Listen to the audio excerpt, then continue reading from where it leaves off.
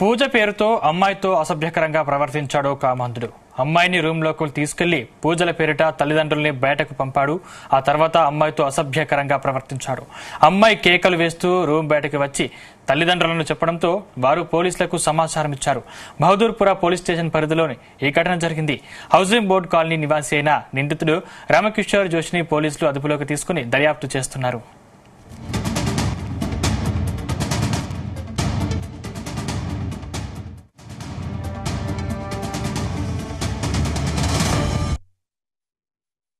బాధితురాలు పోలీస్ స్టేషన్కి వచ్చేసేసి తన మీద జరిగినటువంటి అత్యాచారం గురించి మాకు ఫిర్యాదు ఇవ్వడం జరిగింది. సో వీళ్ళు ఈ బాధితురాలు ఫ్యామిలీ రామకిషోర్ జోషి అని చెప్పేసి అతను ఈ ఆస్ట్రాలజీ తర్వాత దోష నివారణ పూజలు అవి చేస్తూ ఉంటాడు.